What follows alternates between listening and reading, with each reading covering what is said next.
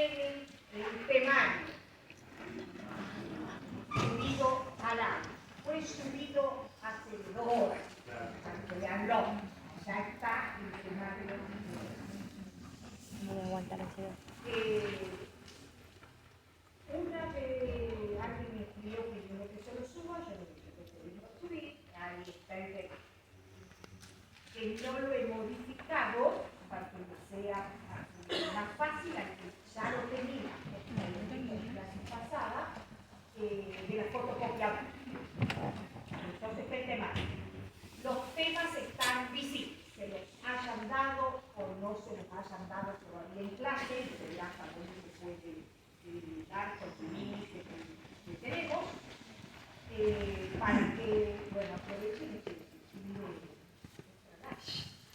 para estudiar también. Bien.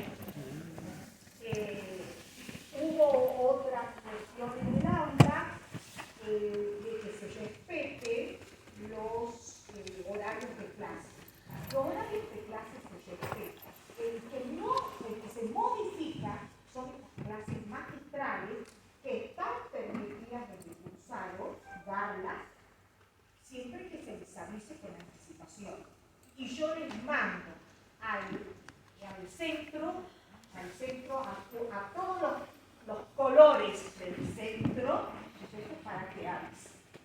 Entonces, tratamos también de que el día coincida con la comisión de uno, el miércoles pasado coincidió con la comisión de la mañana, el próximo miércoles, porque el problema no son solo nosotros con nuestras actividades, no es eso, no hay aula.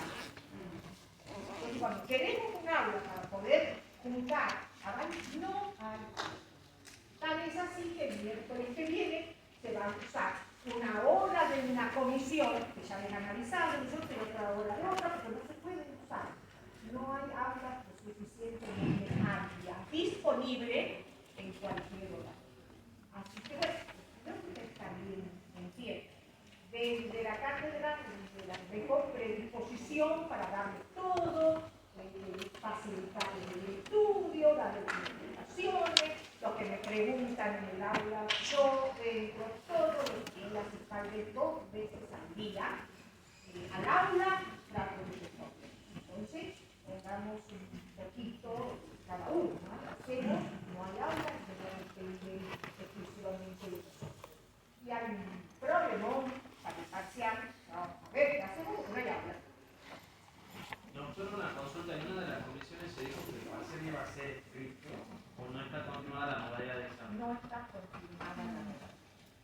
No sé de dónde se filtró las conversaciones de los estudiantes de la cátedra. Termina confundiendo. Estamos evaluando. Ustedes, entre el miércoles y el viernes de la semana que viene, que son 10 días, antes del parcial, van a tener la comunicación oficial de la modalidad y cómo se desenvolvería, porque tampoco puedo tomar asistencia a mí, porque yo estaba una tarde tomando la asistencia, no me pasa el primer día solo con asistencia. O sea, estamos viendo cuál es la mejor manera y la manera más ordenada para ustedes y para que nosotros podamos. Antes de comenzar con el desarrollo del tema, ¿quieren preguntar algo? Alguien me dijo que era la cuestión de la materia y yo le dije, voy a decir algo y después, no sé quién se asumió. Sí, era yo, pero ya todo. ¿Alguien más quiere preguntar algo? No. ¿Me escuchan como para poder pensar?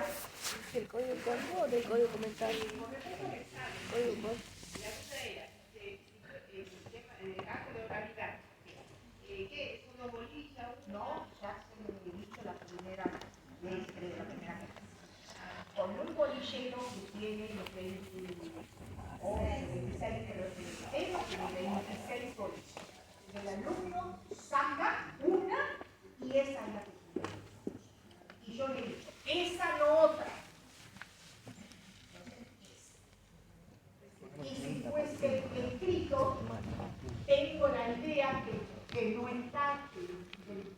redonda de cómo sería si fuese así. Pero todavía no hay una decisión tomada de cómo va a ser. Profesora, Sí. perdón, lo que pasa es que cuando comenzó ese rumor del escrito, había muchos chicos que no están viviendo en la provincia y solamente iban a venir a rendir. Y el problema de ellos era que no podían por ahí quedarse en un oral, a veces tardan 1 o 2 días, no sé cómo valorarán ustedes, si es que tardan más de un día. Si es, no, Y es el si es tema de- horario, Claro. una semana. Claro, De todos modos, siempre ha sido la cátedra con muchos de esos Sí. alumnos, pero no importa que los voluntarios, en el caso Sí. de los que han venido de otra provincia, en el caso de que han tenido licencia de trabajo solo por ese día y demás, se les toma primero. Entonces, si fuese oral, siempre se ha tenido contemplado eso y se les toma el día, el primer día, el 16 de abril sería, ¿no es cierto? Y, pero doctora, los voluntarios ya tendrían que hacer una lista antes como para que, no sé, para que no estemos todos los chicos es que cuando esperando. decidamos le vamos a pedir que hagan y otra de las ideas que vamos a hacer con los voluntarios. Los voluntarios son 200 euros de cantidad, bueno, pero no está decidido. Entonces estamos viendo todo estamos viendo de llamar por días, por abecedario, para que no se amontonen todos. O sea, todos estamos pensando de la manera más ordenada que sea. Déjennos que sigamos pensando y, bueno, ojalá que estemos tomando la mejor decisión para todos. Sí. Con respecto a lo que usted dice, que ya entraron a experimentado en otras cartas, pero también es cierto que a partir del examen de esta cátedra, si sucede en otros exámenes de otras cátedras, suponiendo que son muchos, se tome la oralidad 3 o 4 días, puede llegar a superponerse con la fecha del examen de otras. Bueno, porque para eso están los voluntarios del primer día. Nadie les pregunta, mucho menos se pide que justifiquen el motivo por el cual son voluntarios. Si nosotros comenzamos el 16, que es martes, y le toca, nosotros ya va a saber con antelación cuándo les tocaría venir. En caso que fuera oral, vuelvo a repetir, ¿no es cierto? El 18, bueno, no tiene que ser voluntario. Sí, sí, todos.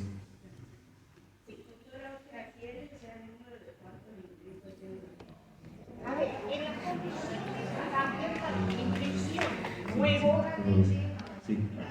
para los que han rendido en marzo. De manera que hay un promedio de 300 alumnos por comisión. Y está, como les repito, abierta de nuevo la inscripción. Entonces, están en diferencia entre 1.500, tantos han aprobado reales. No se me alegro, lo he dicho el primer día. Lo he dicho el primer día. Me alegro que pueda seguir adelante. Mandado, ya 1.500 vamos a tener que estar pensados a noviembre. La semestralidad me parece que vamos a tener que estar. Tiene que ser como el porque también me pregunto Hay 900. Tengo la planilla y me alcanzó así, un cartel con el teléfono arriba, para que no se confunda después. Provisorio.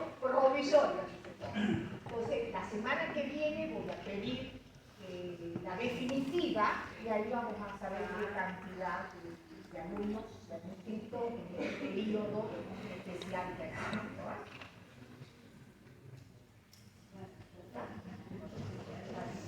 Bueno, de todos modos parece que venimos llevando, Hola. Gracias. Bueno, nada más para empezar con el régimen de comunidad. Profe, disculpe. Sí. No vamos a seguir el programa del temario que está subido en el campus porque están los dos. No. Ese programa está para el parcial el tema. Temario, El tema. Eso está porque está puesto organizar el examen con la bolilla, cada bolilla parte de familia, parte de sucesiones, y también se les ha puesto lo que sería solamente familia y lo que sería solamente sucesión. Pero alguien dice temario parcial de familia. Bueno. Vamos a recordar, porque no les va a venir mal. Sí. Ahora sí. Acá con este Pablo.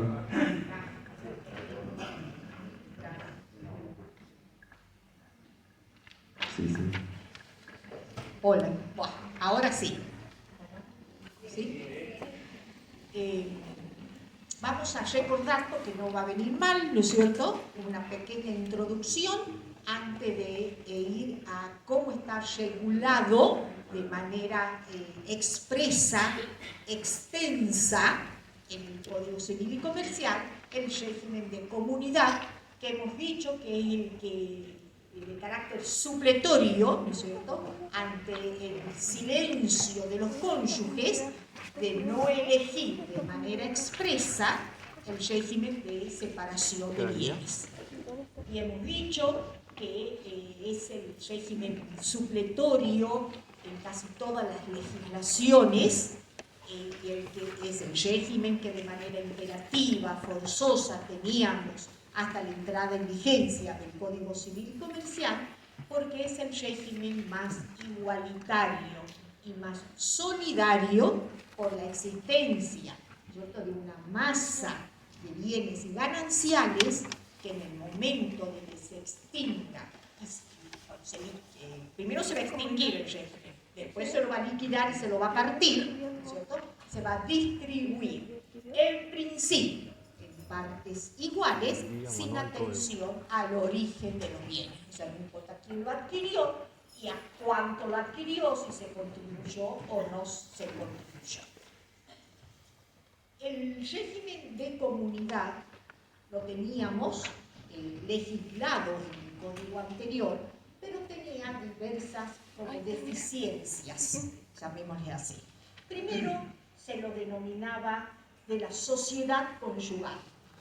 Cuando no hay sociedad, los cónyuges no son socios durante la vigencia del régimen, porque solamente tiene uno expectativa sobre los bienes gananciales que el otro adquirió, ¿no es cierto?, y que recién se va a materializar esa expectativa a la liquidación del régimen.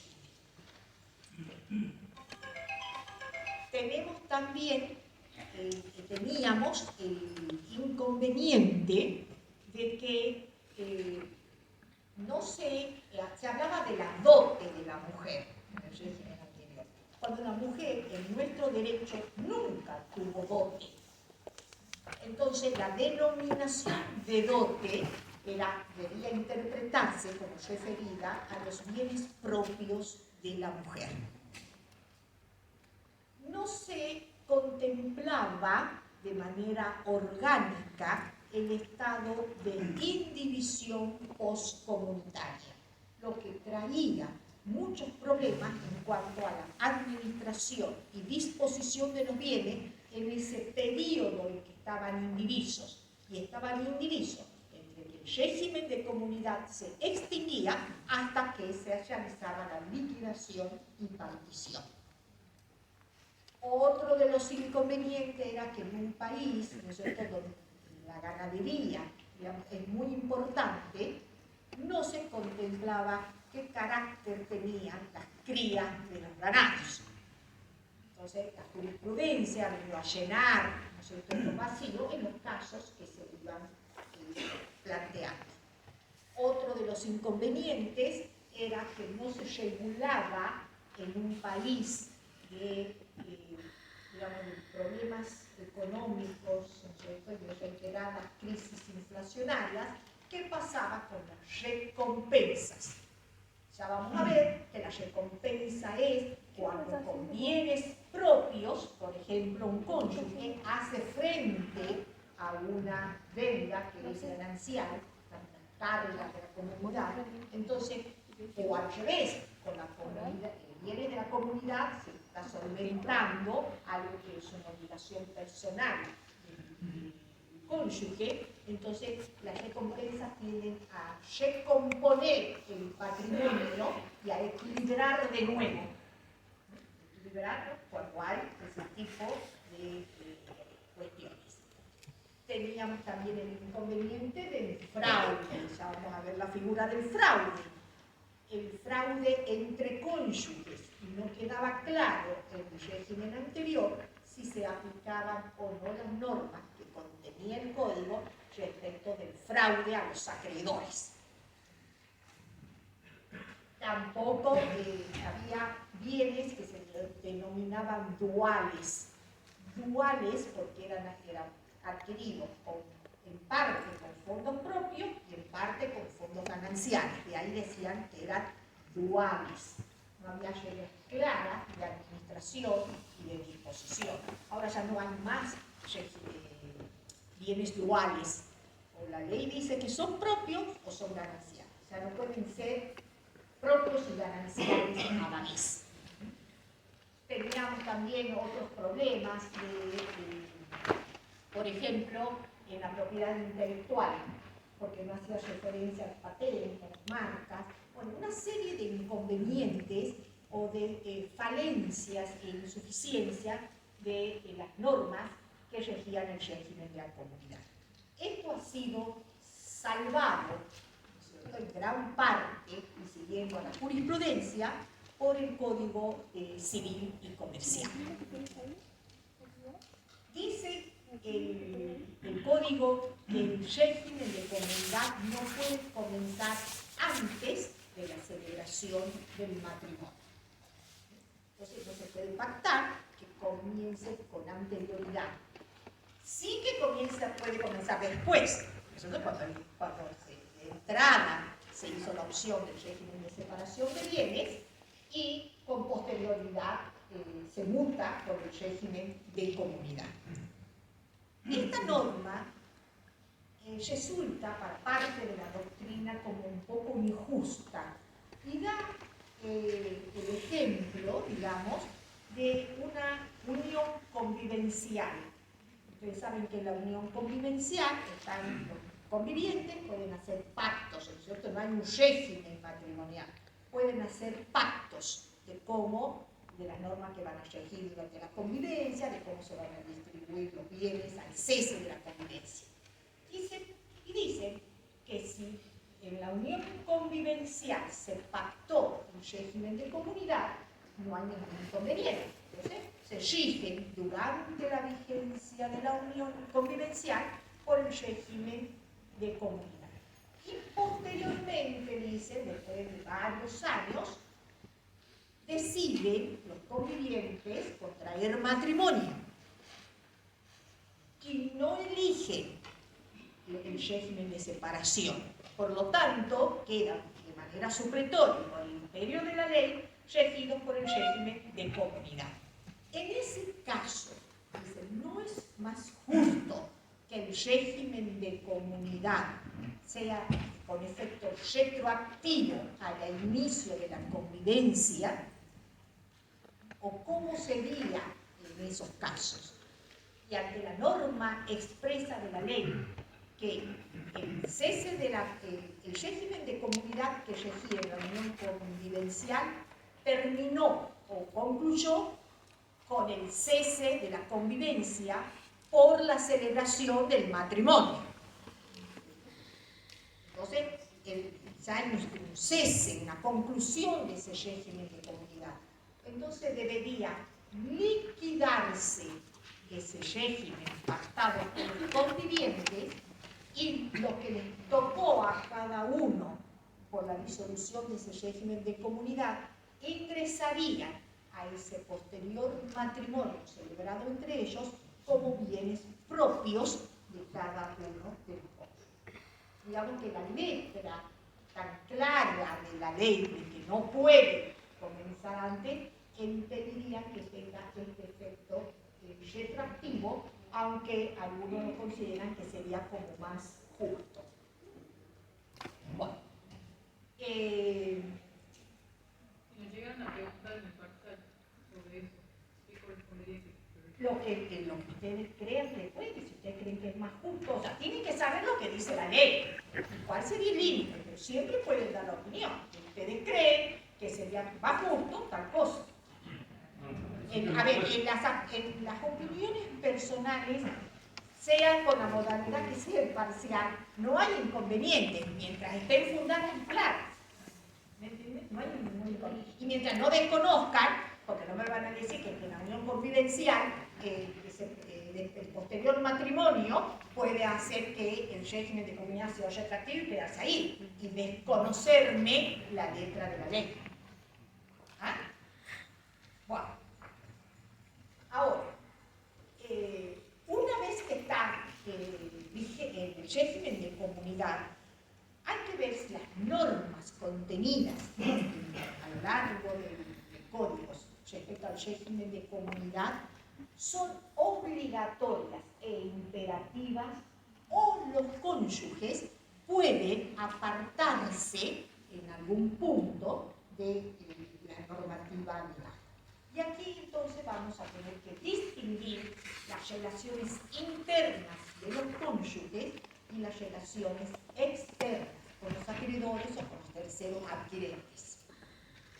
En las relaciones internas se puede aceptar que se modifiquen algunas de las normas del régimen de comunidad.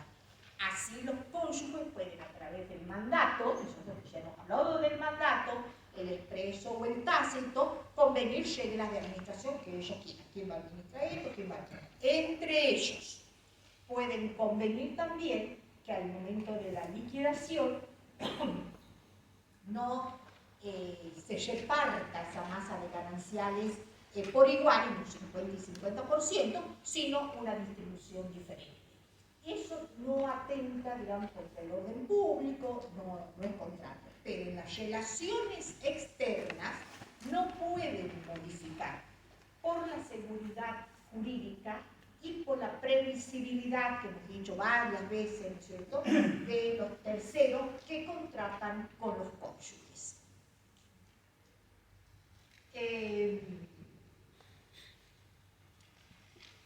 Veamos hemos dicho que en el régimen de comunidad se debe hacer una calificación de bienes, se debe atender la gestión y disposición y las deudas que tienen los cónyuges. El código hace una calificación unívoca de los bienes.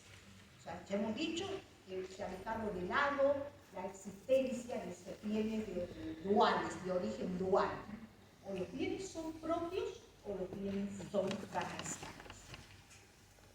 Y hace una larga enumeración de lo que son bienes propios y de lo que son bienes gananciales.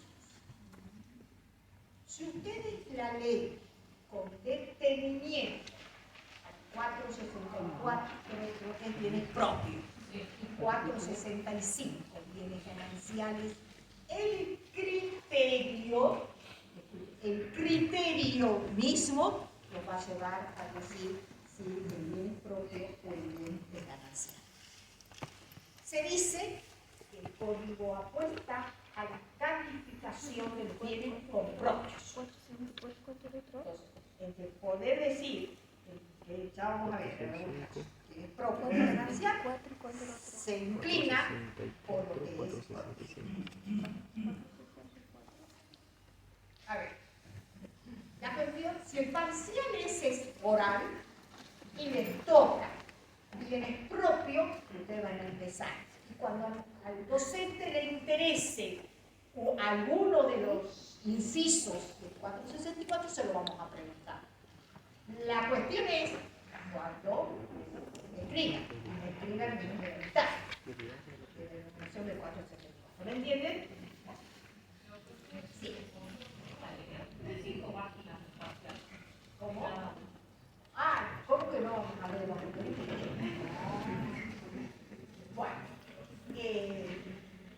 vamos a ver algunos de los casos casos de la enumeración esta de bienes propios. Y dice, por ejemplo, que son bienes propios, lo que un cónyuge tiene, la propiedad, el derecho real o la posesión, antes del inicio de la comunidad. Miren ustedes que es como amplio, no solo habla de la propiedad, sino habla de lo que se tiene en derecho real. Y ustedes, a ver, están en las pruebas reales, van en 1887 y tienen la enumeración, ¿no es cierto?, de los derechos reales. Por ejemplo, el dominio, el condominio, la propiedad horizontal, las comunidades indígenas, los tiempos compartidos, los complejos inmobiliarios, la superficie, el usufructo, el uso, la habitación, la servidumbre, los cementerios privados. Ahí están en 1887 los bienes de los derechos reales. 14 son, no los conté yo.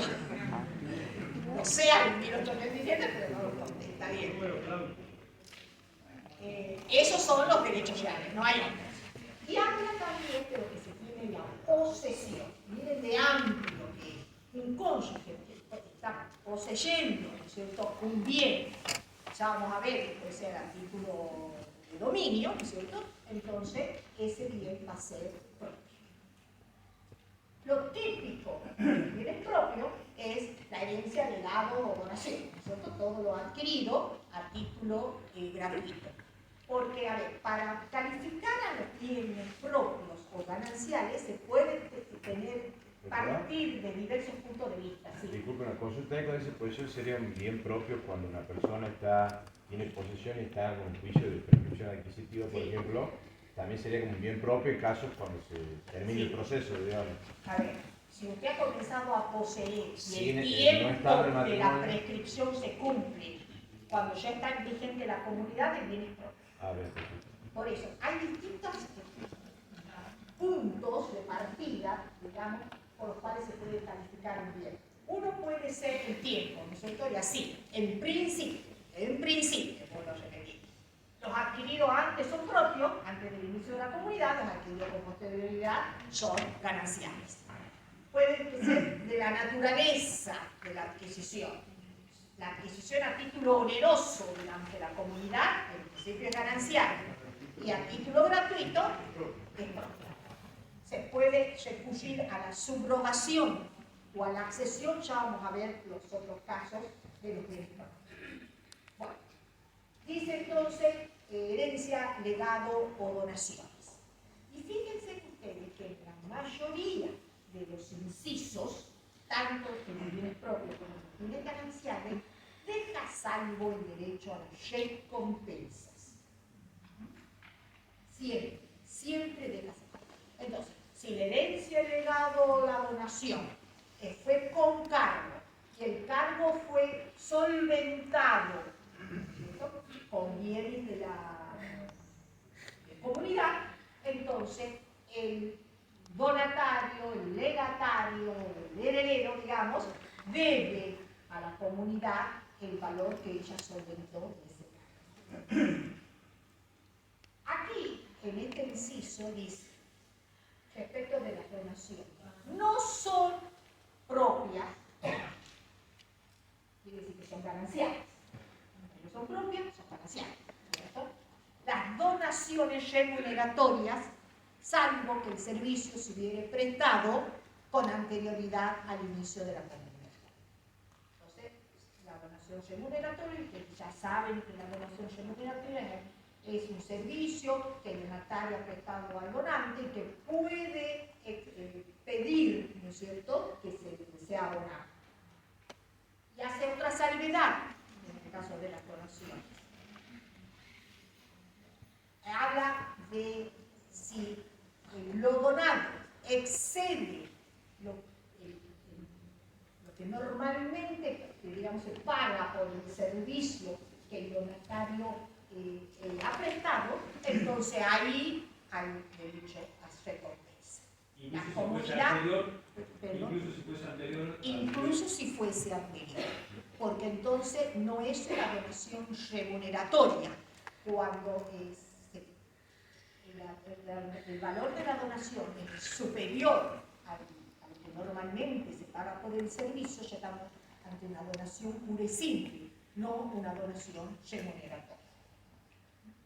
Habla también de la permuta. Esto, normalmente, ¿no es cierto? Ayer tenemos la subrogación. Si se permuta un bien propio por otro bien durante la comunidad, el nuevo bien que ingresa es bien propio, porque entra en reemplazo de ese bien propio que salió. Pero van a los valores. Y ve cuál es el valor mayor. Si el valor del nuevo bien es superior al valor del bien propio, entonces es ganancial, con derecho a recompensa. ¿Cómo? El exceso. El exceso. Siempre la recompensa es lo que excesa, nunca el valor del bien real. Y ahí habla de lo que hemos criticado recién al código, que es del ganado.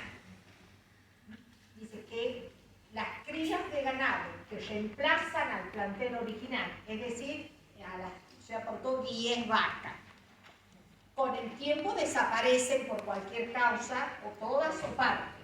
Entonces, las crías que vienen a cubrir esas 10 vacas que aporté son propias. El resto será ganancial. Pero si se mejoró la raza, entonces se le cambia la calificación de las crías. Entonces, son gananciales y la comunidad debe recompensa al cónyuge que aportó ganado propio por el valor del valor del plantel faltante. En el muerto 5, entonces pues a 5 me deben recompensa. Habla solo del ganado.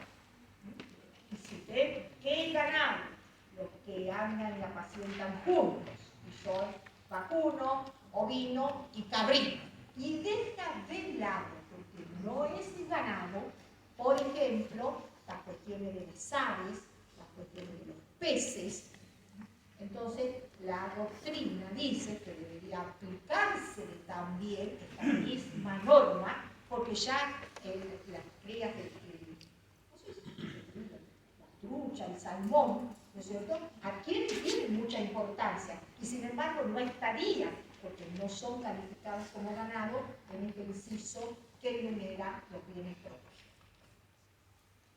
¿Qué más es propio? Si un cónyuge tiene la parte indivisa de un bien con calidad de propia, ¿cierto?, y durante la comunidad adquiere o la totalidad o más partes indivisas que acrecientan el porcentaje de que tenía, también es propio. Entonces, miren ustedes cómo, por eso yo les decía al comienzo, el criterio. Todo lo que, digamos, como que comienza como propio, normalmente termina siendo propio, con el derecho a las recompensas para mantener ese equilibrio entre los patrimonios, propio y ganancial. En el caso de que uno de los condóminos renuncie a su parte y acrecenta a los otros condóminos, ¿ese ¿Es sería el propio? caso? También. Ese pasaría a ser propio igual. Propio. Aunque ya, Ahora, usted habla de renuncia, ahí no habría de recompensa, porque si renuncia me da la impresión de gratuidad. ¿Me entiende? Sí. Pero sí, yo tengo con mi hermano el departamento en condominio y le compro la parte durante la comunidad, consolido el 100% de esa propiedad, sigue siendo propio. Pero le comprar, depende con qué le comprar. la plata de la mujer. ¿Cómo? Compra de hermano con la plata del cónyuge. Bueno, por eso, depende con qué la he comprado. Porque, a ver, lo producido por el ejercicio de la profesión, del trabajo, del industria y comercio es ganancial. Entonces, si yo le he comprado con mi sueldo, ¿no es cierto?, y compró con gananciales. Entonces, ahí debo... O sea, si lo adquiere la otra parte con una herencia, o No. con otro Ya, bien propio que sí, lo vende. ya avanzamos un poquito. Claro. Entonces, no. Si vende No otro debo bien recompensa. propio, compra el departamento al hermano, ya sigue No siendo debo bien propio. recompensa. Claro. porque el usado viene propio. Siempre el origen del dinero Es el origen del dinero lo que determina va a darme el derecho o no a cómo se compra. La escritura tiene que quedar determinado por el origen. A ver, déjenme ya avanzar. Sí, es como usted dice, pero déjenme. Sigamos con un poquito con la numeración. Todo lo que ingresa por un derecho que se tiene con anterioridad, en el caso de la prescripción que hemos hablado, es propio. Si un bien salió como propio del patrimonio de uno de los cónyuges, ¿cierto?, y regresa durante la comunidad porque el negocio por el cual había salido fue resuelto, rescindido, revocado o nulo, ¿cierto?, el bien es propio. Entonces, porque salió como propio, pero reingresa por resolución, empezando con la resolución. Esta resolución es cuando un acontecimiento posterior al negocio, que puede ser o no imputable a una de las partes, ¿cierto?, hace que caiga el negocio. La resolución de un contrato. La resolución del contrato. La rescisión es el común acuerdo de las partes que han celebrado el contrato. Entonces lo han dejado sin efecto, vuelve. Y la revocación, por ejemplo, estamos en la donación. Por ejemplo, las donaciones son eminentemente revocables, ¿no es cierto? Depende de la voluntad unilateral de las partes que intervienen en el negocio. A ver, es también los frutos de los bienes propios, excepto las minas y canteras. Son los productos de los bienes propios, no el fruto, los productos de los bienes propios, excepto las minas y canteras, porque el código de minería es concordante con que son gananciales. Porque si vamos a los frutos, son gananciales. Los productos son los propios, excepto minas y canteras, porque los frutos son gananciales. Los objetos de uso personal o profesional son propios. Y si son de gran valor, hay derecho a recompensa. Si se usó bienes gananciales, entonces la comunidad tiene derecho a que el cónyuge le recompense el valor que usó para la adquisición de esos bienes propios. Estamos, porque hemos criticado la cuestión de la propiedad intelectual, ¿no es cierto? Entonces aquí el código dice que lo que va a determinar el carácter propio es la publicación, la primera publicación de la obra o el patentamiento del invento y demás, eso va a determinar. Y dice que el derecho moral es siempre propio. El derecho a la jubilación y a las pensiones y a los alimentos es propio. El derecho a la jubilación y pensión, porque lo percibido por jubilación o pensión durante la comunidad es ganancial.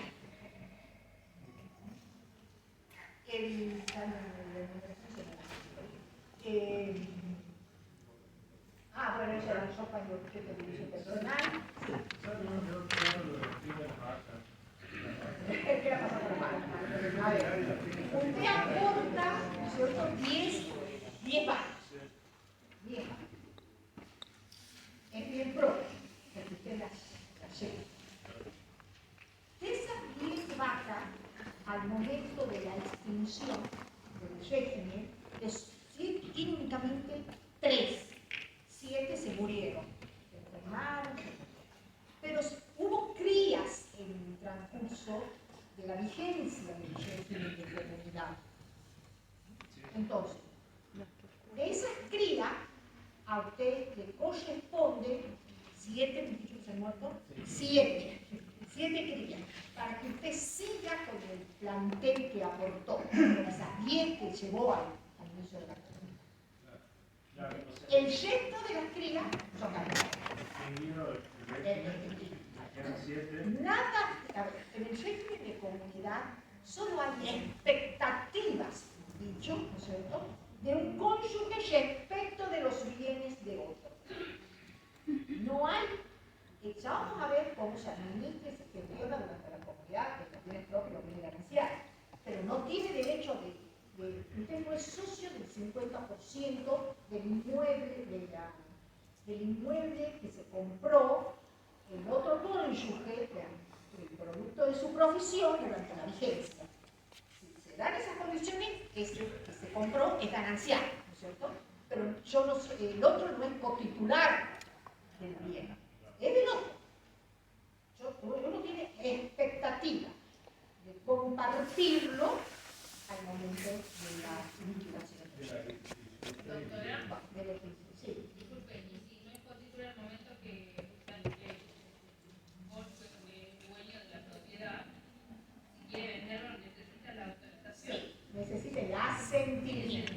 El asentimiento. Sabemos que en el régimen de comunidad, ¿para qué acto se necesita asentimiento? Ya vamos. Los adquiridos por accesión, ya hemos dicho de subrogación y por accesión, y aquí está también las indemnizaciones por las consecuencias no patrimoniales, cuando hay daños físicos en la persona. Eso es propio, excepto del lucro cesante, porque el lucro cesante, ¿no es cierto?, viene a reemplazar al producido del ejercicio de la profesión, en el trabajo, en la música.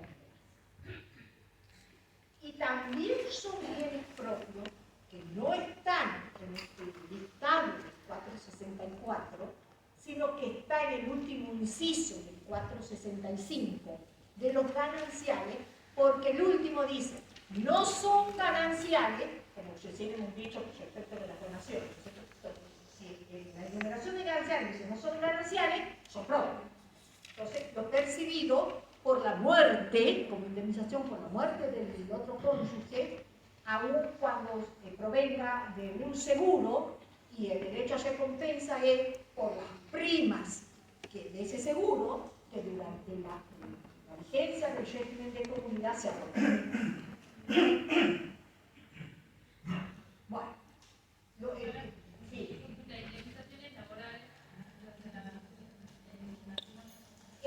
Depende de a qué. Si es por incapacidad, hemos dicho que es propio. Si es por daño físico, es propio. Ahora, si es por muerte, un despido laboral y una indemnización. Porque hay que ahí ver que equivale a los salarios caídos y demás, puede ser los subros, esos son gananciales. Si nosotros vamos a la enumeración de gananciales, vamos a ver que se enumeran igual. Si en este hemos dicho que lo recibido, lo aportado es bien propio, ¿no es cierto?, que se llega, pues todo lo adquirido a título oneroso en principio es bien ganancial. Y se agregan dos o tres cuestiones, digamos, como más importantes, como por ejemplo los juegos de azar, porque en la apuesta, en la lotería, en la rifa, eso es bien ganancial. Aquí el señor dice que durante la vigencia de la comunidad se puede dejar constancia que los bienes son propios. Yo adquiero un inmueble durante la vigencia de la comunidad y esa adquisición es a título oneroso, porque pagué, ¿no es cierto?, el principio es que sea ganancial. Pero en el acto de adquisición se puede hacer constar que es propia, haciendo referencia al origen de los fondos y que el otro cónyuge manifieste conformidad. Entonces, así le voy a dar a ese bien que en principio es ganancial, por las condiciones de la adquisición, el carácter de bien propio. Cuando dice el origen de los fondos, se está refiriendo a que, por ejemplo, el adquirente, el cónyuge que está adquiriendo, recibió una herencia en el sucesorio tal, ¿no es cierto? Y con esos fondos está haciendo la adquisición. Siempre con la conformidad del otro cónyuge. Para que el otro cónyuge preste conformidad, debe ser dada personalmente o con poder especial, porque es un, digamos, un reconocimiento que disminuye, ¿no es cierto?, su expectativa, porque no va a tener nada de bien propio a la disolución del régimen de comunidad, salvo que el régimen se disuelva por muerte, o real o presunto. En este caso sí, porque va a tener derecho al propio. Doctora, y si no debe ser Sí, sí puede ser. Consulta. En el caso de adelanto de herencia, Sí. ¿eso es propio? ¿Sí? ¿Y es fiscal propio en ese caso? No, a ver, es que si es adelanto, de los mismos términos de la escritura surge que es adelanto. Eso es bien propio. ¿Verdad? Si no, no va a ser adelanto de herencia. Yo le compro a mi hijo un departamento, o sea, yo lo pago, pero va a nombre de él. Eso no es anticipo de herencia. Yo tengo que poner que es anticipo de herencia. Después los hermanos le podrán cuestionar y podrán probar que no tenía capacidad para adquirirlo, bla, bla, bla. Pero en el comienzo, eso es de él, no es de anticipo de herencia. Anticipo de herencia es cuando lo va a traer por colación. Porque eso ya vamos a ver en suceso. No lo adelantemos a la colación. Sí. ¿De dónde salen los fondos? ¿Eso está registrado en la escritura? Queda registrado en la escritura, pero no es necesario comprobar el extremo. O sea, no es necesario que te lleve la hijuela, que hagan contar, ¿me entiendes? Con la expresión de que es así y la conformidad del otro. Hemos dicho que tiene que ser de manera personal o con poder especial, porque es un acto de disposición. Y el otro cónyuge que presta conformidad, ¿no?, debe tener capacidad de obrar y de disponer. Debe ser capaz de disponer. Está haciendo un acto de disposición. No es suficiente, dice el código, la confesión para que se reconozca el carácter de propio del bien. Entonces, no es suficiente la confesión, debe hacer esta conformidad en el acto de adquisición, y si hubo un olvido, digamos, de hacerlo constar, puede ser con un acta complementaria que se adosa o forma parte, ¿no es cierto?, del instrumento principal. La confesión es insuficiente para darle al bien el carácter de propio, pero nada se dice de la confesión para darle al bien el carácter de ganancial. Por de eso se deduce que se acepta la confesión cuando se le quiere dar al bien que se está adquiriendo el carácter de ganancial. Para lo propio no es suficiente. No es suficiente, tiene que hacer piezas de la escritura pública. El otro cónyuge que gana 600 da la conformidad. En el mismo acto o por acta complementaria. O el que dispuso, el que adquirió el bien, puede recurrir al juez cuando el cónyuge se niega a hacer dar esta conformidad. Pues el reconocimiento, el origen de los fondos, por lo tanto, que es bien propio de los. No, no hay. No hay. A ver. Siempre, es antes que se extinga, lo ideal. A ver, ¿de qué me estoy olvidando? Bueno, prueba del carácter del bien propio, la confesión. Sí. En caso de que adquieran un bien con los sueldos, el fondo será de los sueldos. Es ganancial. Sí, pero y el otro fondo que igual es la conformidad de que ese bien sea propio del otro, sigue siendo válido. Entre ellos tal vez sí, pero no con respecto del tercero, porque ese bien que es ganancial, porque fue adquirido con fondos gananciales, porque el sueldo es ganancial, ¿no es cierto? Puede ir el acreedor a cobrarlo bien a lo que es carga de la comunidad que ya vamos a ver. Porque aquí hay más cargas que el régimen de separación de bienes. Ya vamos a ver obligaciones personales de los cónyuges y cargas de la comunidad.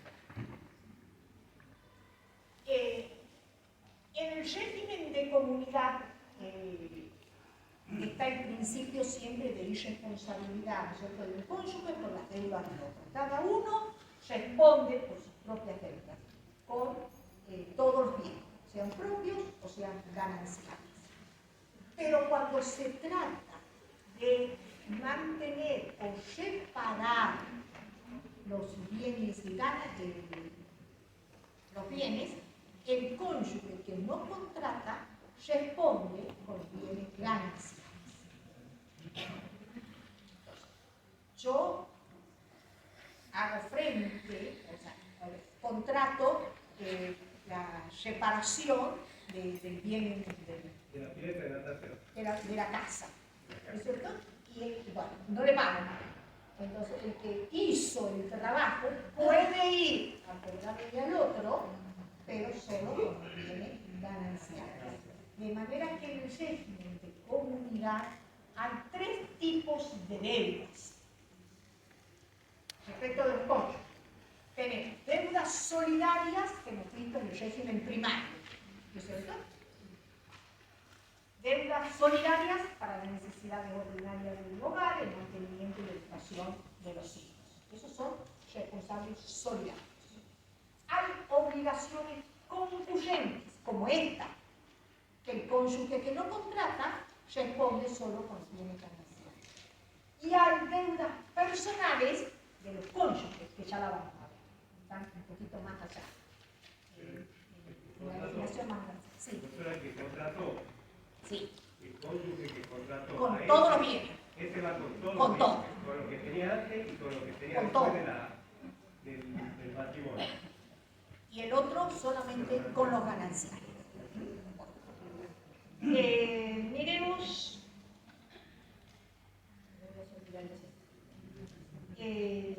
Veamos la gestión. Era concurrente, solidaria y con más. Personal. En la gestión, en el régimen de comunidad, los cónyuges, cada uno tiene la libre administración y disposición de los bienes propios y los adquiridos durante la vida, como principio. Pero en el régimen de comunidad se necesita también asentimiento para otros actos, además de lo del régimen primario. En el régimen primario necesitábamos asentimiento, ¿no es cierto?, cuando se trata de disponer de los derechos sobre la vivienda familiar, de los muebles que en ella están, y para trasladarlos fuera de la vivienda. Y el asentimiento era tanto para el régimen de comunidad como para el régimen de separación de bienes. ¿Se acuerdan? Aparte el asentimiento para esos actos, en el régimen de comunidad se requiere asentimiento la norma dice, más que disponer, es más amplia, dice para enajenar o grabar bienes registrables, acciones nominativas no endosables, no cartulares, salvo que coticen la oferta pública y deja salvo ahí la buena fe cuando nos remite a otro artículo, 824, que habla de la buena, cuando se requiere el asentimiento para disponer de las acciones dice, si cotizan en la oferta pública, se presume la buena fe del miradillo. Eso dice el 1824. Para disponer de las participaciones societarias también, salvo que estas participaciones también sean autorizadas en la oferta pública. Para disponer de los establecimientos comerciales o industriales de cualquier tipo. Y para la promesa de los actos a que se refieren estos incisos que requieren asentimiento. Y ya habíamos dicho el ejemplo típico del boleto de compra-venta, que ahora se ha discutido porque no era transmisión, digamos, completa y perfecta de la propiedad, sino una promesa. Entonces, ahora se ha zanjado ese inconveniente. Nada dice aquí, en el régimen de comunidad, cuál sería la consecuencia que para estos actos que requieren asentimiento solamente cuando se está en el régimen de comunidad no se ve. Pero dicen que lo lógico es ir a las normas del asentimiento del régimen primario y por lo tanto sería la nulidad de los actos realizados sin el asentimiento. Habla también en la ley de qué pasa cuando los bienes, recuerden, en la gestión del régimen de bienes, el régimen de comunidad, cuando son adquiridos conjuntamente por los cónyuges. Y aquí dice que ambos tienen en conjunto la administración y disposición, alejándose así de la figura del condominio, cuando ambos son titulares, porque en la figura del condominio, ¿no es cierto?, la decisión de la mayoría se impone a la minoría y aquí la administración es conjunta, cualquiera sea la proporción de que cada cónyuge es titular. Uno puede ser titular de las 3/4 partes y el otro solo de 1/4 y sin embargo es conjunta. Y cuando no hay acuerdo, siempre se recurre al juez, cómo administrar y disponer. Aquí tenemos la cuestión del fraude, del que hemos hecho referencia cuando hemos criticado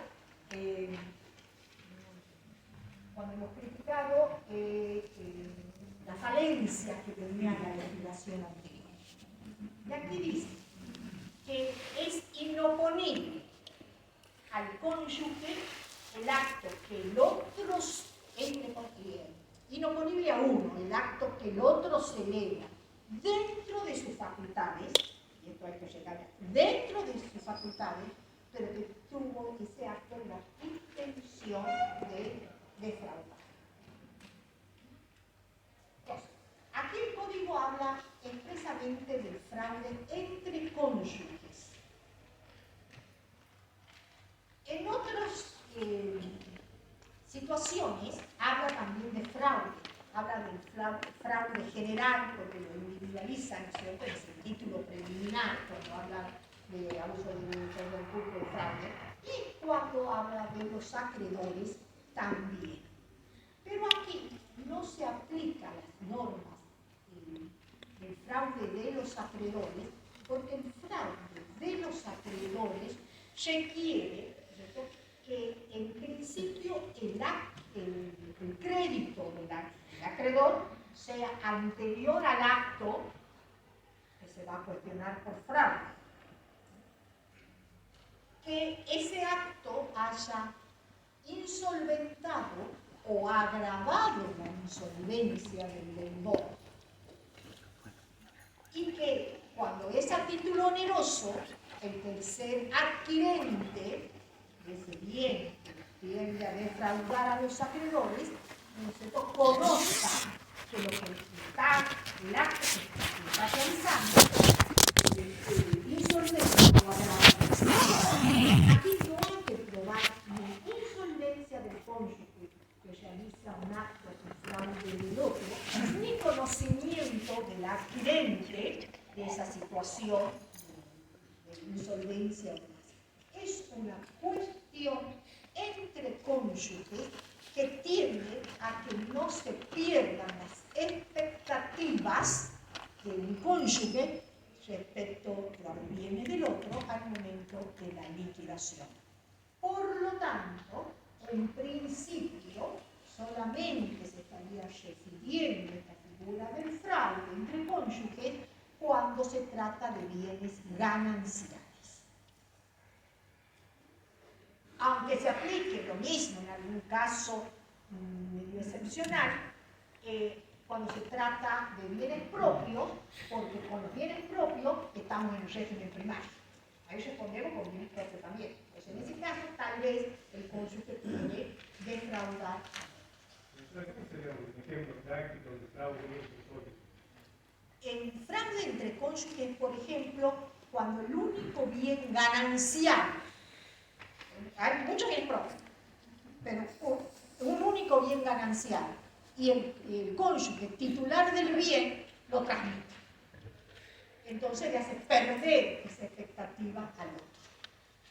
Ahora, fíjense ustedes que la norma esta del fraude está ubicada durante la vigencia, porque estamos durante la vigencia, todavía estamos vigente el régimen. No hemos llegado a extinguirlo ni a liquidarlo, estamos vigentes. Entonces, hay que esperar a la disolución, o sea, a la extinción y liquidación para hacer valer esta oponibilidad. Por la ubicación, no. Sería que se puede hacer valer durante la vigencia del régimen. Pero sería un acto nulo, ¿verdad? Es un acto de fraude, no nulo, porque puede tener todas las formas que requiere la ley. No necesitar el asentimiento porque así se lo hizo. Porque si necesita el asentimiento y se lo hizo sin el asentimiento, sí es nulo. Es nulo y no sería fraude. Claro. Entonces es quitarle al otro la expectativa. Pero no se le aplica los recaudos que requiere el fraude cuando se trata de acreedores. En el caso de la venta del inmueble, en el caso del auto. Es que necesita el asentimiento. Entonces ahí tal vez no necesita recurrir al fraude, sino a la nulidad por la falta de asentimiento. Si lo dono, por ejemplo, si yo por ejemplo vivo con mi hijo, y estoy separado y si lo dono a mi hijo, y lo hago en usufructo para mí, así que él ya no tenga disponibilidad de ese bien. A ver, no sé, porque durante la vigencia es difícil. No sé bien que estamos vigentes del régimen. Estamos en vigencia del régimen. No hay ni divorcio ni separación de hecho. ¿Cómo? Si viene separación de hecho, sí puede ser. Pero ya vamos a ver cómo se administra la separación de hecho. ¿Ah? Bueno. Y también tenemos que tener en cuenta que el curso de los plazos de prescripción se suspende durante la vigencia matrimonio. Y esto vale para todo. Entonces se suspende el curso. Veamos ahora la extinción de la comunidad. Aquí vamos a hacer ponemos la masa de bienes.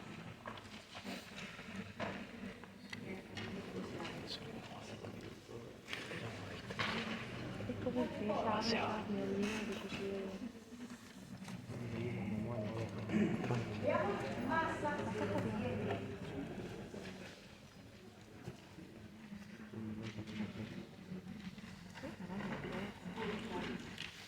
Aquí vamos a ver durante la vigencia del régimen.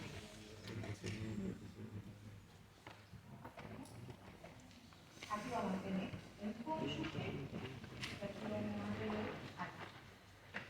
Este tiene bienes propios y tiene bienes gananciales. Este otro tiene lo mismo. ¿Estamos? Bienes propios y tiene gananciales.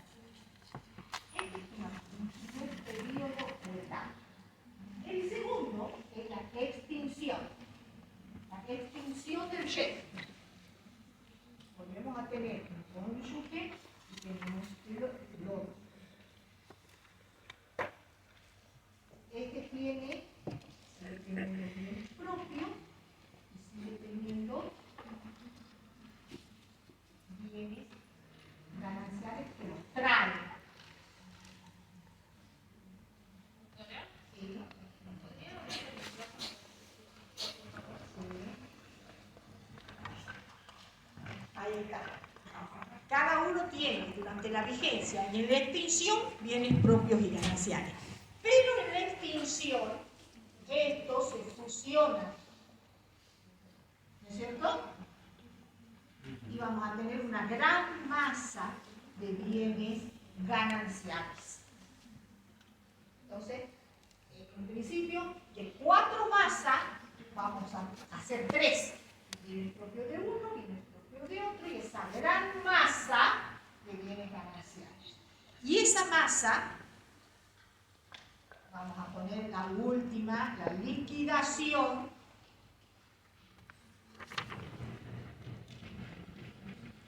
Y aquí vamos a terminar con que cada uno tiene solamente una masa de bienes, que terminarían calificándose como propios, ¿no es cierto?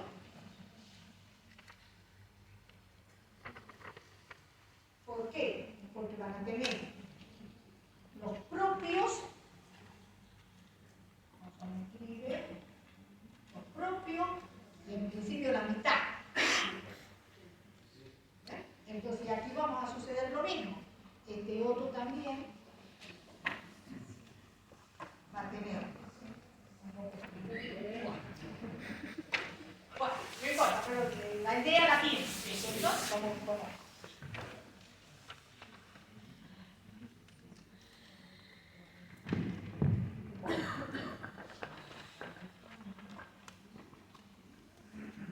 El código contempla causales por las cuales se van a extinguir el régimen de comunidad y que pueden clasificarse, por decirlo, ¿no es cierto?, según disuelvan el matrimonio o solamente extingan el régimen sin disolver el matrimonio. Hay causas que funcionan de pleno derecho y hay otras que necesitan petición de parte. Y están enumeradas con carácter imperativo. No hay otras causales por las cuales se pueda extinguir el régimen de comunidad. La muerte comprobada, lo que dice, comprobada o presunta. Aquí el código ya ha solucionado un inconveniente de la legislación anterior, porque la 14.394, que es la ley de ausencia con presunción de fallecimiento, empezaba a distinguir si era la mujer la que podía pedir que el régimen se podía continuar, si el inocente en ese momento lo pedía, ¿no?, que eso se podía prorrogar y que recién se iba a extinguir, como cuando se extinguía el matrimonio, cuando contraía nuevas nupcias y demás. Aquí se cortó con ese inconveniente y la muerte real, por decirlo así, ¿no es cierto?, comprobada o la declaración de presunción de fallecimiento, extingue el régimen. Lo extingue también la anulación del matrimonio putativo.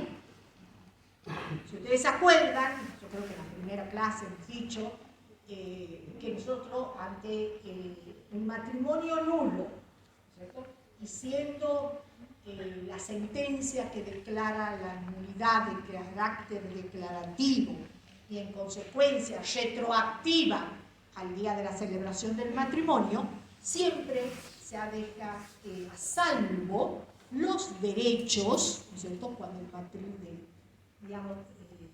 el matrimonio fue celebrado con buena fe por uno, con ambos cónyuges, ese carácter retroactivo no es así, sino que se considera que el matrimonio produjo todos sus efectos entre la celebración y la declaración de nulidad. Por eso dice la anulación de un matrimonio putativo.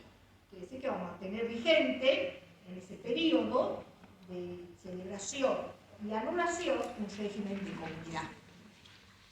Y habla del divorcio, desde luego, ¿no es cierto?, el divorcio son vínculos ya en el ciclo cónyuge, entonces extingue. Estas son las causales que disuelven el matrimonio y que actúan como es de oficio. De pleno derecho se produce la extinción. Mientras que las otras dos causales de extinción que contempla el Código es la separación judicial y la opción por el régimen de separación de bienes.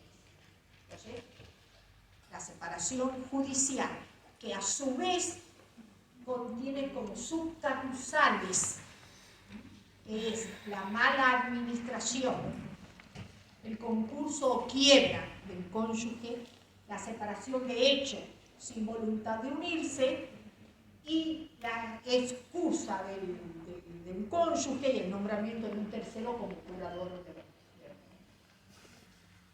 Esta causal necesita, todas estas causales, pedido de parte. Entonces, un cónyuge puede pedir la extinción del régimen de comunidad por la mala administración del otro. ¿Qué es mala administración? Mala administración es como la desidia, la ineptitud, la desaprensión, el desinterés, sí. Cuando pone en peligro ¿Por qué? Porque está poniendo en peligro la ganancialidad y está quitándole al otro, volvemos siempre a la expectativa que tiene de participar. ¿Puede decir, por ejemplo, si va al casino todos los días y le quema la plata ahí? Sí puede ser. A ver, mala administración es eso que acabo de decir, ¿cierto? Ineptitud, desidia, desinterés, negligencia. No es un ocasional resultado negativo de algún negocio que se emprenda. Eso no es mala administración. Nadie estamos seguros, ¿cierto?, cuando se encara un tipo de negocio del resultado. Normalmente es evaluar una conducta constante. Puede ser que va, doctora, disculpe, vinculado con el inciso D, con la incapacidad. Capaz que antes de ser declarada, una persona puede ir presentando ciertos patrones de conducta de la administración y la persona ahí solicita. Pero el D se está refiriendo como a la incapacidad real, al incapaz, no a este otro. Bien. Por eso habla del curador. Entonces, se nombra curador y el cónyuge, cuando vamos a la última causal ya que estamos, no quiere, ¿no es cierto? Porque, a ver, yo en el régimen de comunidad tengo limitaciones, ¿no es cierto? Porque necesito para varias cosas el asentimiento, la conformidad del otro. Entonces, si un cónyuge tiene un curador, el tercero extraño, puedo yo no querer que el curador, recurrir al curador, a ese tercero, a cada vez que yo necesite hacer algo. Entonces, esa es la idea. El concurso quiebra, que es la otra causal, por la cual un cónyuge puede pedir la extinción del régimen de comunidad. Ya de por sí supone, digamos, presume una insolvencia, ¿cierto? Entonces, los acreedores del concursado del fallido tienen derecho a cobrarse sobre todos los bienes del concursado o del fallido, propios y gananciales. Entonces, esa situación también puede estar privando de la expectativa que yo tengo. Yo me pongo como que no soy la concursada o quebrada, sino el cónyuge, ¿no es cierto? Bueno, pero mi derecho a pedir la extinción del régimen de comunidad no va por encima del derecho de los acreedores del concursado, porque los acreedores del concursado tienen derecho a todo su patrimonio, sin que mi pedido lo prive. Para pedir, por ahí hay que tener cuidado, porque quien pide la extinción del régimen, como lo está extinguiendo, debe llevar sus gananciales también para que sean distribuidos conforme establece la ley. Entonces, dicen los autores, por ahí depende de la cuantía o la importancia de los bienes para ver si me conviene o no. De todos modos, ¿no es cierto?, pedido, yo me libero, pedida la extinción del régimen, me libero de las restricciones que el mismo régimen me impone. Entonces puedo disponer, administrar y disponer ya libremente, digamos. Una pregunta. Sí. Es para no ser el régimen. Sí. No el matrimonio. Bien. Si se cambia el régimen y después va el divorcio, en el caso, por ejemplo, de mala administración, los bienes que se van a separar, la masa de ganancia del liquidez que usted dijo, el ganancial, eso incluye... Serán privativos en el régimen de separación de bienes. Privativos. Y no hay participación de uno en los bienes de otro.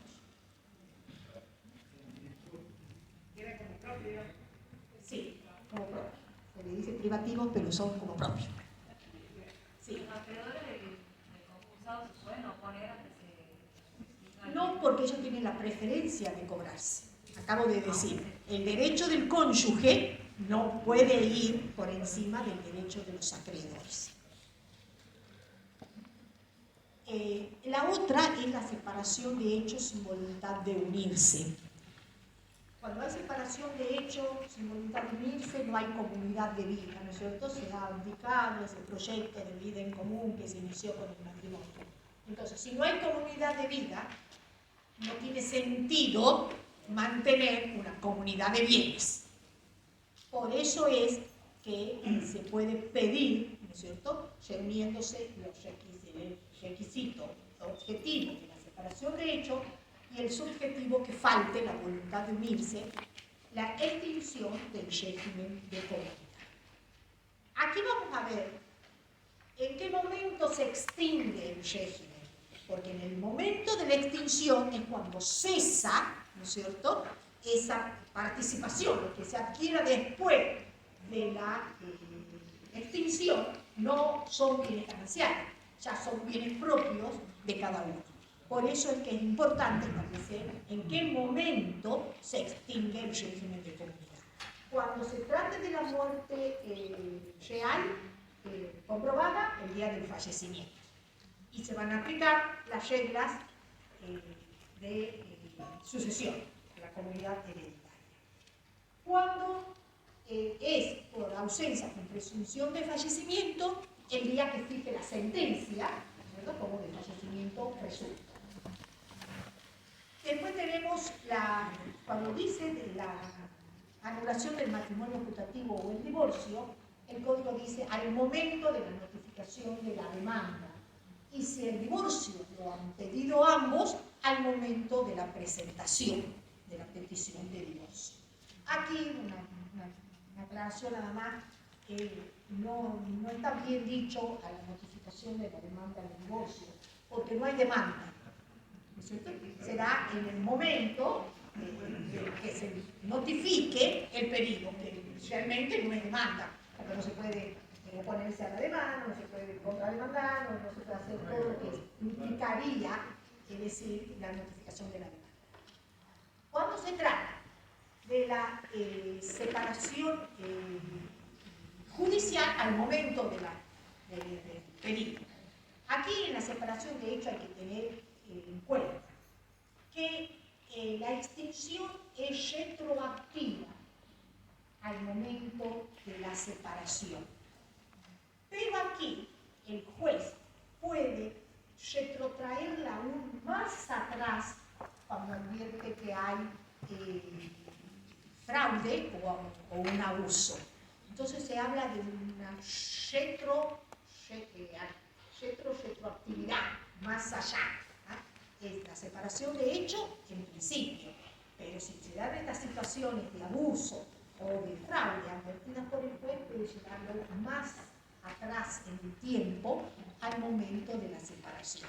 Y esto es importante porque acabamos de decir, ¿no es cierto?, que desde el momento de la extinción no hay más bienes gananciales.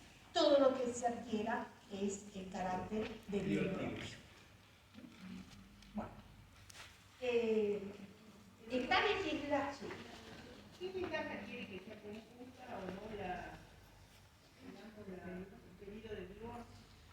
porque, a ver, cuando es conjunto es presentación de un convenio consensuado, digamos así, aun cuando en ciertos ítems puedan no estarse de acuerdo y se va a resolver con la forma que corresponda. Y el pedido unilateral es porque tienen que hacer propuesta, en vez de ya llevar algo acordado, por lo menos, en algunas cuestiones, ¿no es cierto?, que se deben de los efectos que produce el divorcio, yo solamente el pido unilateralmente lleva propuesta. Bueno, hemos dicho que una de las falencias de la legislación anterior era el no legislar, ¿no es cierto?, de manera, digamos, profunda, no regular bien, el periodo de la indivisión postcomunitaria. Esa indivisión postcomunitaria tal vez lo podríamos poner entre la extinción y la liquidación, ¿no? Donde hay, porque la indivisión postcomunitaria es el estado en que se encuentran los bienes, entre que nos ha extinguido el régimen y lo liquidemos, porque no es inmediato. Entonces ahí hay un periodo que hay que ver qué es, cómo se administran los bienes esos que están en esa indivisión. Cuando es por muerte o ausencia de presunción del fallecimiento, el estado de indivisión de la herencia. Pero cuando es en vida, como en el caso del matrimonio putativo, del divorcio, en el caso de la separación judicial y el cambio de régimen, aquí el código lo regula priorizando, digamos así, el pacto. Los cónyuges pueden pactar cómo administrar, cómo disponer, cómo usar de los bienes, cómo usufructuarlos en ese periodo. Y si no pactan, se van a aplicar las reglas del código trae. Y dice que se pueden pedir medidas protectorias en este periodo de indivisión. Y ahora remite a otro artículo que es el 479, creo que es el que remite al 483. A ver, alguien que por ahí los números, al 483. Entonces. ¿Y qué medidas protectorias? Primero tenemos medidas protectorias en el Código Procesal. No hay duda que a esa lo podemos aplicar. Tenemos medidas protectorias en el 722 de Procesos de Familia, que habla de las medidas protectorias respecto de los bienes. Y tenemos las medidas protectorias del 483, que es que se lo autorice a realizar los actos que requieren asentimiento por sí solo, cuando el otro injustificadamente se niega, por ejemplo. Esa es una de las medidas protectorias que se pueden pedir. Y que se lo designe al propio cónyuge o a un tercero curador de los bienes. Entonces, esas son las dos medidas que hace referencia el 483. Dice, ¿no es cierto?, que si no hemos pactado, vamos a aplicar las normas que se refiere al uso de los bienes. Entonces, los bienes deben ser usados, ¿cierto?, conforme a su destino y de acuerdo a respetando el derecho del otro. Si hay un uso exclusivo, dice, se puede, el otro que no lo usa, ¿no es cierto?, puede pedir una compensación. Me parece que el código dice indemnización, la dice el critica. Dice indemnización, no sería indemnizar, sino que el uso exclusivo daría derecho a pedir una compensación. Cuando se puede, hay derecho a indemnización, sí, cuando el uso es más allá en una medida mayor, no es conforme a su destino y lo usa en medida mayor a la cual le corresponde el uso, porque no respeta los derechos del otro. Ahí sería indemnización, o sea, sería un mal obrar, digamos, ¿no es cierto?, usaron más allá. En cambio, el otro, sí, el uso excluyente, sería compensación. Los frutos que producen los bienes en este periodo de indivisión acrecen a la ganancia, crecen a la indivisión. Y aquí hemos dicho que hay obligaciones en el régimen de comunidad solidarias, régimen primario, concluyente, la que cuando un cónyuge responde solamente con los gananciales, y de obligaciones personales. El código enumera las obligaciones personales y son las que contraídas por cada uno antes del inicio de la comunidad. Las que gravan herencias, legados o donaciones son personales. Las que se adquieren, las obligaciones que se adquieren para adquirir, valga el término de nuevo, que son los bienes propios, mejorar los bienes propios. También lo son las garantías que un cónyuge da a terceros, cuando uno se constituye en fiador o garante por un tercero personal. Y también son las que derivan de la responsabilidad extracontractual o de sanciones legales. Aquí está, por ejemplo, el cónyuge que manejando el auto, nosotros produce un accidente y tiene el responsable del accidente, no digo que lo ha matado, sino por las roturas materiales del vehículo con el que colisionó y demás, entonces no hay duda de que son obligaciones personales. Y así como enumera obligaciones personales, hace referencia a cargas de la comunidad. Estas cosas son propias del régimen, volvemos, de comunidad. No la tenemos en el régimen de separación de bienes. Y cuando habla de las cargas de la comunidad, ¿cierto? Bueno, el primer inciso es como que mucho no nos dice, porque dice todas las que no son personales, las que no están en el artículo anterior, en el siguiente. Entonces, las que no son personales son cargas de la comunidad. Y enumera las cargas de la comunidad, ¿no es cierto? Y hace referencia a el hogar, a la manutención y educación de los hijos comunes, de los hijos del otro, y de la obligación alimentaria que cada cónyuge tiene. Miren de antes de destacar. Las obligaciones alimentarias de otro cónyuge, pero el parentesco, son para los descendientes, los ascendientes, los hermanos y los medios hermanos, ¿no es cierto?, en el parentesco por consanguinidad, y en la línea recta en primer grado para el parentesco por afinidad. Y después sigue enumerando las cargas y dice para las donaciones de bienes gananciales que hace un cónyuge a los hijos, y también la donación de un bien propio cuando lo es para el establecimiento y colocación de ese hijo. Las adquiridas para el mantenimiento y reparación de los bienes propios y gananciales. Ese es importante. Sí, desde ojo la tienen las remuneraciones del código, ¿no? A la última o a todas.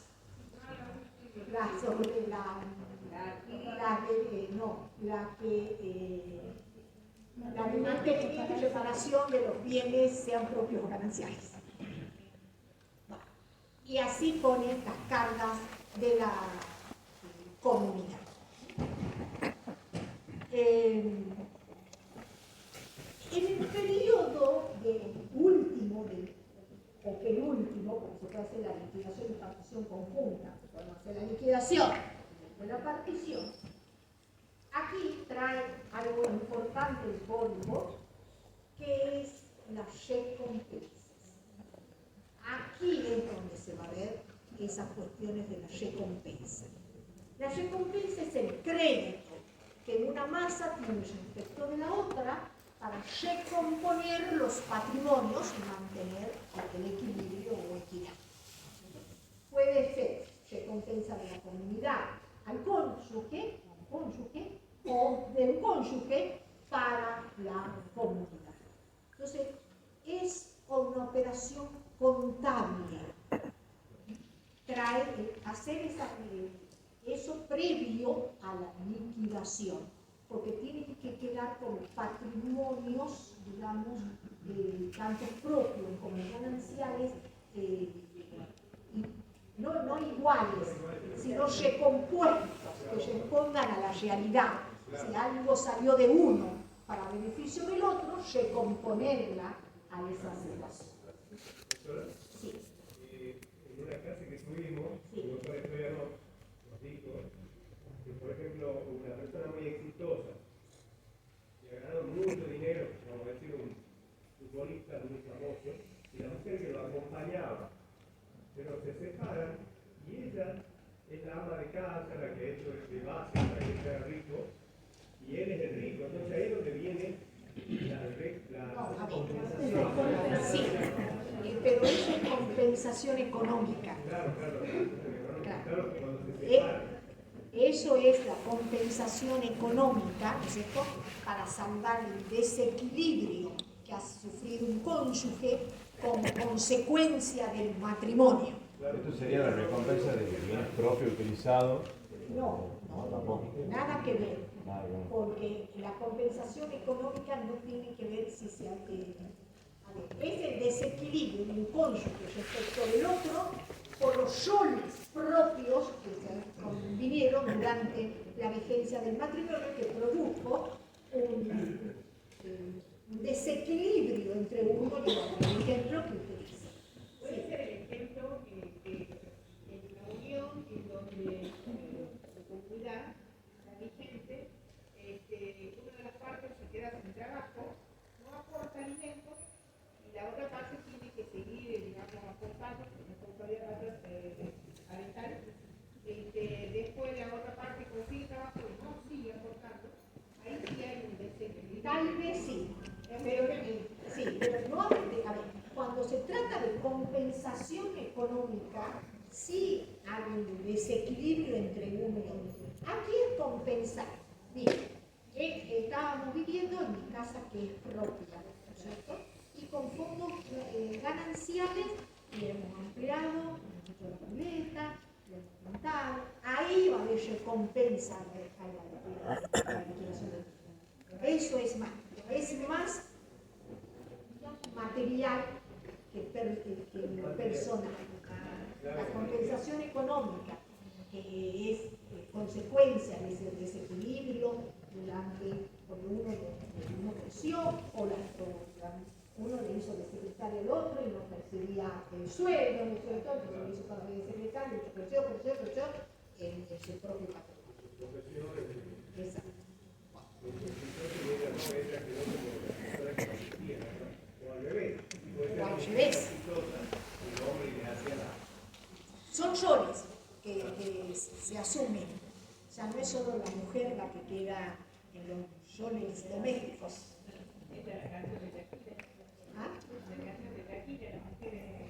¿Ah? Sí. Bueno, perdón. Sigamos con la recompensa. Bueno, entonces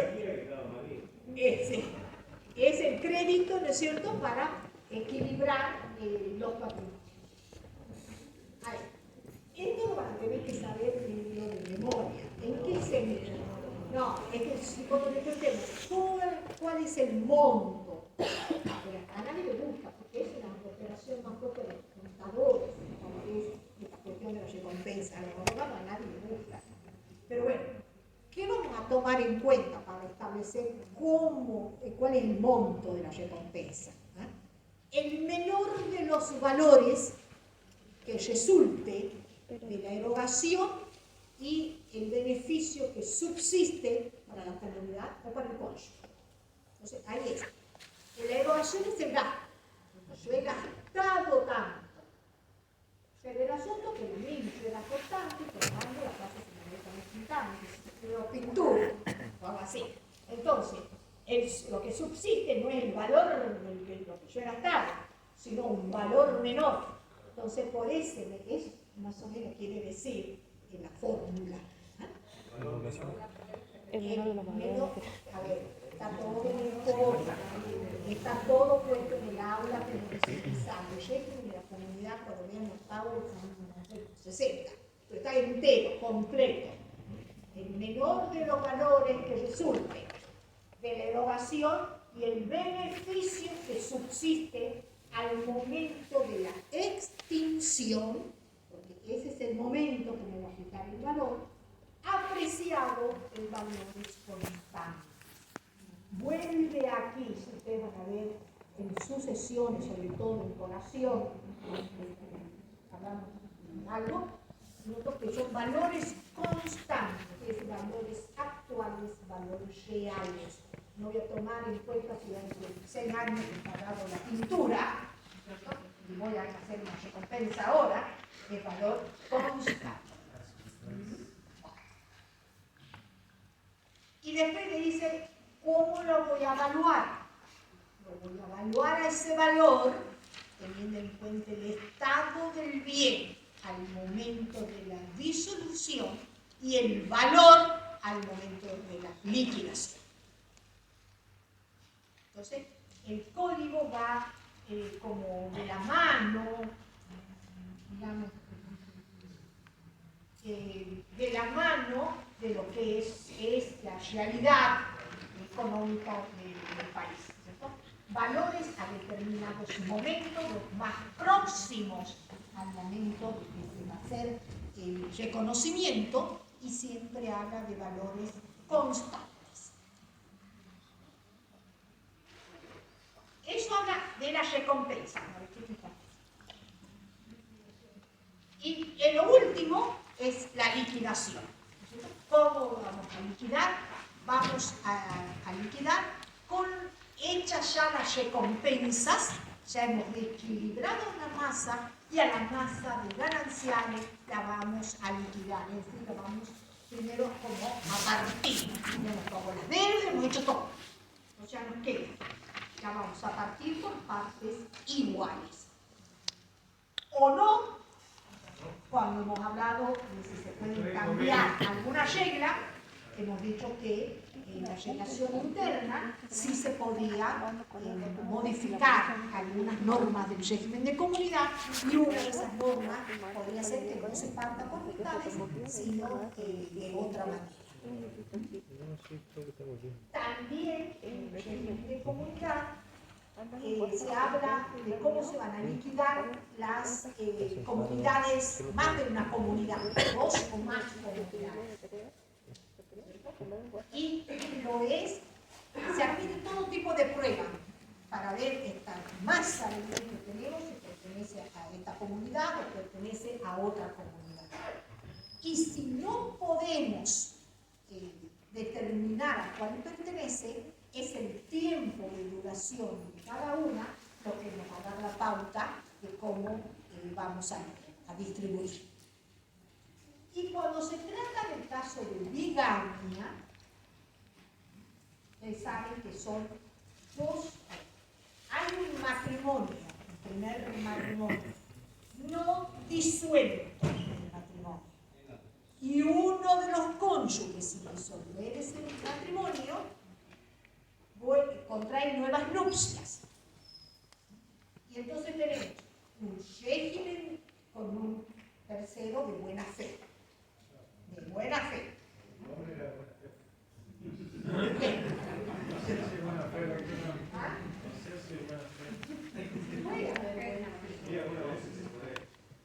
Oculta, no se oculta.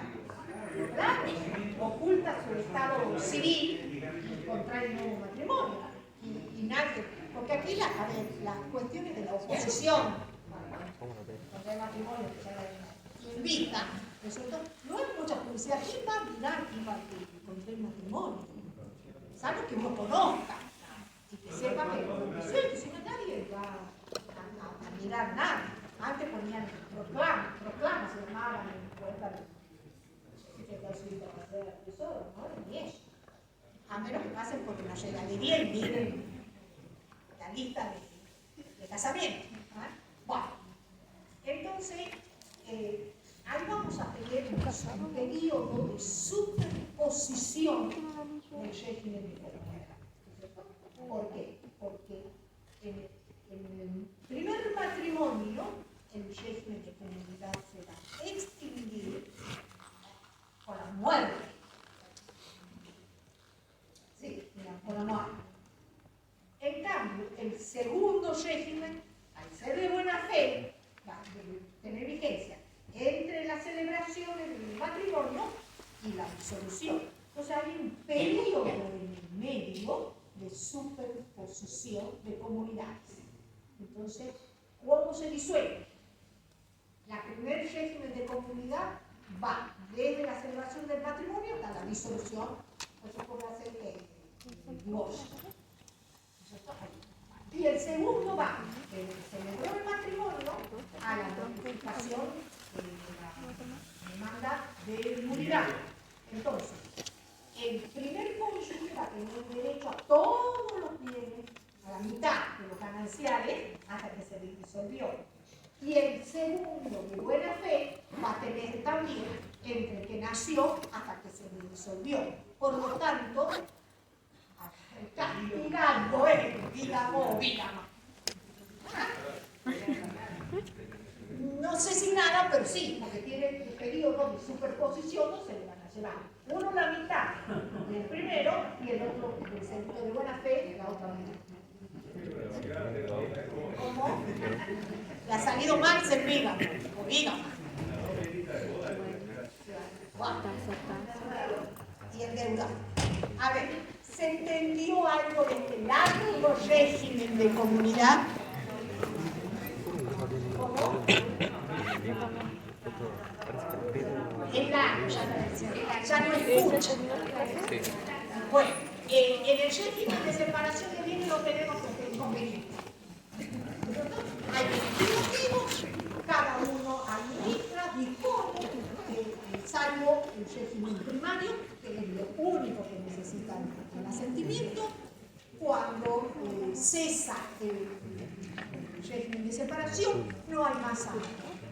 Cada uno se queda con lo que adquirió, salvo alguna figura, como enriquecimiento sin causa u otras acciones por las cuales se pueda cuestionar algún acto.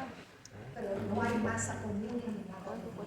Por eso, de todas, muchas normas del régimen de comunidad, tienen muy poquitas, pero no van a ver en el código, del régimen de separación de bienes. Bueno, ¿quieren preguntar algo? Aquí la secretaria se cansó de escuchar y yo no. Pero bueno, no queda otra.